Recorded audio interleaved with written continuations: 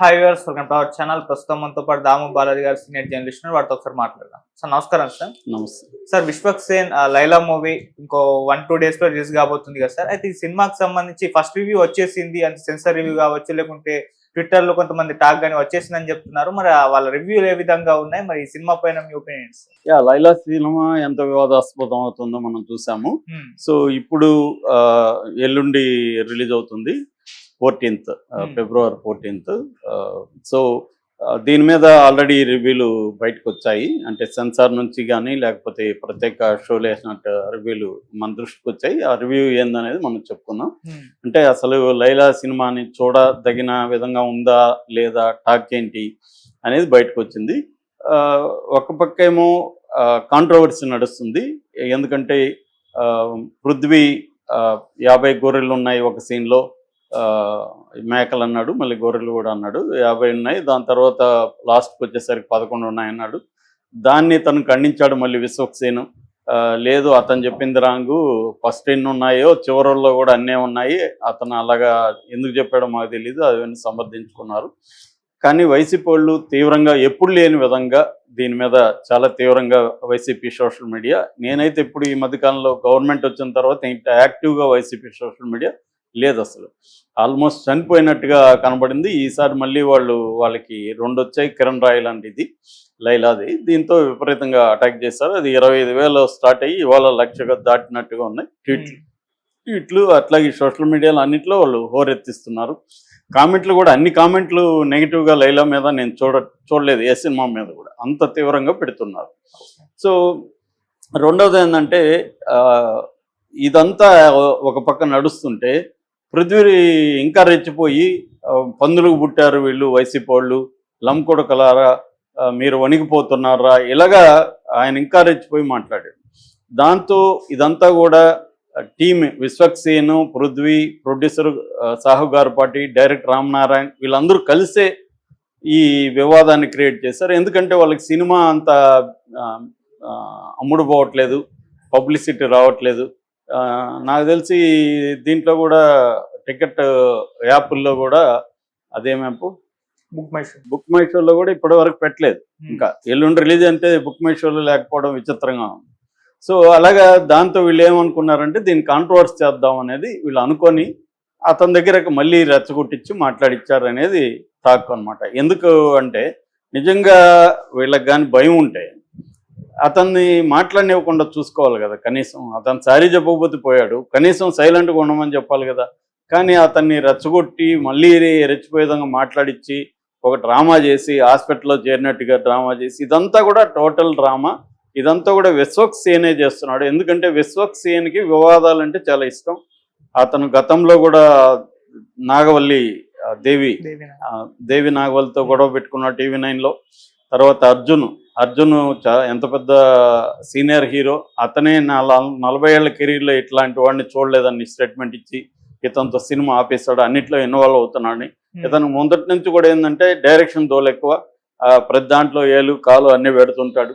Even ఈ director కూడా అతన్ని పాజిటివ్గా చెప్తున్నాడు, కానీ మనకు అర్థమవుతుంది రామ్ నారాయణ సెకండ్ ఫిల్మ్ ఇది. ఫస్ట్ ఫిల్మ్ కూడా అతను పెద్ద బట్టల రామస్వామి అనేది తీశాడు. అతను బేసిక్ మ్యూజిక్ డైరెక్టర్. అందుకని ఇలాంటి వాళ్ళని ఎంచుకొని అతను ఏం చేస్తాడంటే అతనే డైరెక్షన్, దాన్ని గోస్ట్ డైరెక్షన్ చేస్తుంటాడు. సో కాకపోతే మన అర్జున్ లాంటి వాళ్ళకి అది నచ్చలేదు. ఎందుకంటే అర్జున్ సీనియర్, ఆయన ఆల్రెడీ డైరెక్షన్ చేశాడు, చాలా పెద్ద సినిమాలు చేశాడు. సో ఆయన తన కూతుర్ని హీరోయిన్కి పెట్టి కూడా ఆ సినిమాని ఆపేశాడంటే ఇతని టార్చర్ ఏ స్థాయిలో ఉందో మనకు అర్థమవుతుంది. సో ఇదంతా కూడా విశ్వక్ సేనే జయించాడు, పృథ్వీ కాదు అనేది వెర్షన్ ఇప్పుడు బయటకు వస్తుంది. దీనివల్ల లైలాకి ఎంత నష్టం లాభమా అనేది మనకి సినిమా అయినా కానీ తెలియదు. అయితే ఇప్పుడు రివ్యూ ఎలా ఉంది, కథ ఏంటి, ఎవరెవరు ఎలా చేశారు, టెక్నికల్ ఆస్పెక్ట్స్ ఏంటి అనేది మనం చూస్తే, బేసిక్గా దీంట్లో విశ్వక్ సేను, ఆకాంక్ష శర్మ, కామాక్షి భాస్కర్ వీళ్ళు ప్రధానంగా దీంట్లో చేశారు. అట్లాగే అభిమన్యు సింగ్ విలన్ గా చేశాడు. ఇంకొక తమిళ్ చేస్తున్న పృథ్వీరాజ్ పోలీస్ ఆఫీసర్గా చేశాడు. ఇక టెక్నికల్ విషయానికి వస్తే సాహు గార్పాటి షైన్ స్క్రీన్ అనే సినిమా బ్యానర్ మీద ఆయన ప్రొడ్యూస్ చేశాడు. తర్వాత రామ్ నారాయణ ఇందాక చెప్పాను, అతని డైరెక్షన్. లియోన్ జేమ్స్ మ్యూజిక్ చేశాడు. తర్వాత రిచర్డ్ ప్రసాద్ కెమెరా వర్క్ చేశాడు. సో కథగా చూసుకున్నప్పుడు ఏంటంటే ఇది కథగా థిన్ లైన్, అంటే ఇది ఒక రకమైన క్రింజ్ కామెడీ అంటారు. క్రింజ్ కామెడీ అంటే అంటే ఒక్కొక్కసారి జుగుప్స్గా ఉంటుంది, ఒక్కొక్కసారి చూడాలనిపించదు. అంటే ఒక రకమైన నీచమైన కామెడీ అని చెప్పుకోవచ్చు మామూలు భాషలో. అట్లాంటి కామెడీ ఇది. సో అది మనకి ట్రైలర్ టీజర్ చూసినా కూడా అరుస్తుంది. డబుల్ మీనింగ్ డైలాగులు పెట్టడం, మనకు మామూలుగా అల్లరి నరేష్ సినిమాలు ఇట్లాగే ఉంటాయి. అల్లరి కూడా అట్లాంటి క్రేంజ్ కామెడీనే. అలాంటి ఒక క్రేంజ్ కామెడీ ఇది. సో దీంట్లో బేసిక్గా ఏంటంటే ఇతను 2 రకాల వేషాలు వేశాడు. ఒకటేమో సోను మోడల్. సోను మోడల్ ఎవరంటే అతను ఒక మేకప్ ఆర్టిస్టు ప్లస్ ఒక బ్యూటీ పార్లర్కి యజమాని. ఆ బ్యూటీ పార్లర్ యజమానికి ఉన్నప్పుడు ఇతను ఒక పని వల్ల ఎమ్మెల్యే సీరియస్ గాయాలతో చావు బతుకుల్లో హాస్పిటల్లో చేరుతాడు. సో ఇప్పుడు ఆ ఎమ్మెల్యే తరపున ఒక గ్యాంగ్స్టర్ రంగంలోకి దిగుతాడు అభిమన్యు సింగ్. అతను వచ్చి ఇతన్ని చంపడానికి ట్రై చేస్తాడు. మరోవైపు పోలీసులకు కూడా కంప్లైంట్లు ఇస్తారు కాబట్టి పోలీసులు పృథ్వీరాజ్ సింగ్ కూడా దీన్ని పట్టుకొని వస్తాడు. దాంతో ఇతని బ్యూటీ పార్లర్ కూడా ధ్వంసం చేస్తారు. ఇప్పుడు ఏంటంటే ఇతనికి ప్రాణభయం స్టార్ట్ అవుతుంది, వాళ్ళు చంపేస్తారేమో అని. సో దాంతో ఇతను ఒక ప్లాన్ చేస్తాడు. అదేంటంటే మారు వేషం వేసి అమ్మాయి వేషం వేస్తాడు. ఈ అమ్మాయి వేషం వేసిన తర్వాత ఒక ట్విస్ట్ ఏంటంటే ఇద్దరు కూడా అభిమన్యు సింగ్, వాడి పేరు రుస్తుం అనుకుంటా, రుస్తుం గ్యాంగ్, అభిమన్యు సింగ్ ప్లస్ పృథ్వీరాజ్ ఇద్దరు కూడా ఇతని లవ్ చేయడం మొదలు పెడతారు. దీంట్లో వీళ్ళని ఎలా డీల్ చేశాడు అనేది బేసిక్గా స్టోరీ లైన్. సో ఇది మామూలుగా విన్నప్పుడు దీన్ని అంటే అల్లరి లాంటి సినిమాలు కూడా హిట్ అవుతాయి, హిట్ అవ్వవు అని లేదు చెప్పలేం. కానీ బట్ ఫ్యామిలీ ఆడియన్స్ దీనికి వెళ్తారా బిగినింగ్లో అనేది డౌట్ అయితే ఉంది. సో సినిమాలో కూడా సెకండ్ హాఫ్లో అంతా చాలా ఎక్కువసేపు ఈ లేడీ క్యారెక్టర్ ఉంది. ఈ లేడీ క్యారెక్టర్ మేము చాలా వర్క్ చేసామని వాళ్ళు చెప్పుకుంటున్నారు. అదేంటి రెమోక్స్ పనిచేసిన నిక్కీ అని ప్రాస్థెటిక్ చేశారు, అతన్ని పిలిపించాము, అతని దగ్గర సలహాలు తీసుకున్నామని డైరెక్టర్ చెప్పాడు. అట్లాగే ఏఐ కూడా వాడామని చెప్తున్నారు. ఏఐ అనేది అదొక మిత్తు, ప్రతిదానికి ఏఐ అంటారు ఈ మధ్య. ఏఐ అంటే నువ్వు ఏ సాఫ్ట్వేర్ వాడావు ఇవి చెప్పరు, ఏఐ వాడాము అంటుంటారు అన్నిటికీ. సో ఏఐ అనేదేమో అదేమి అద్భుతమైన మ్యాజిక్ ఏం కాదు. ఆల్రెడీ మన ఫోన్లలో ఏఐలు అన్నీ ఇప్పుడు ఉన్నాయి. కాకపోతే ఏంటంటే ప్రధాని ఇప్పుడు అలాగే వీళ్ళు ఏదో ఒక కొత్త టెక్నాలజీ వాడామని చెప్పడానికి ఏఐ వాడామని చెప్తున్నారు. ఫైనల్గా మన ట్రైలర్ చూస్తే దాంట్లో ఇతను ఆడవేషం వేస్తున్నాడు అంతే, అంతకంటే అది తెలిసిపోతూనే ఉంది.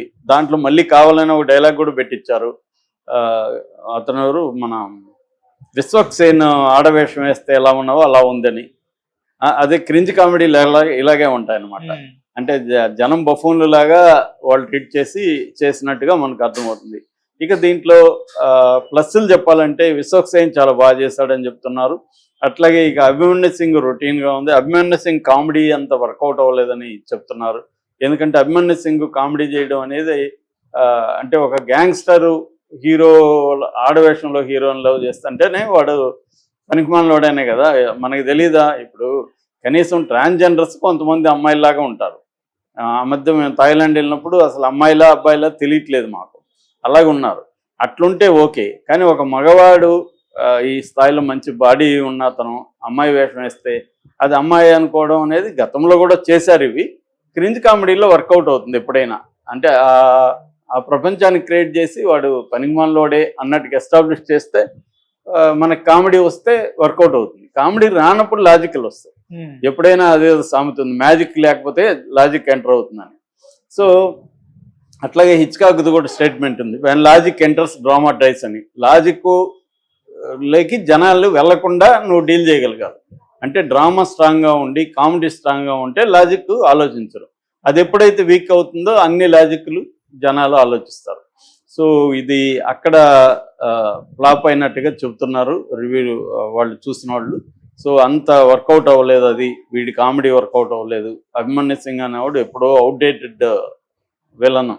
అతను స్ట్రాంగ్ తెలుగులో ఏదో మన రామ్ గోపాల్ వర్మ సినిమాల్లో 2-3 ఇట్లా చేసినట్టున్నాడు. సో అంత తప్ప అతనికి ఏమి ఒక కామెడీ విలన్గా కూడా అతను ఎప్పుడూ లేడు. అలాంటి అతన్ని పెట్టడం రాంగ్ కాస్టింగ్ అనేది చాలామంది చెప్తున్నారు. ప్లస్ మాత్రం ఇతను చాలా బాగా చేశాడు, బ్యాక్గ్రౌండ్ స్కోర్ చాలా బాగుంది, కామెడీకి తగినట్టుగా కెమెరా వర్క్ బాగుందని చెప్తున్నారు. కానీ పాటలు మైనస్. ఇలాంటి వాటికి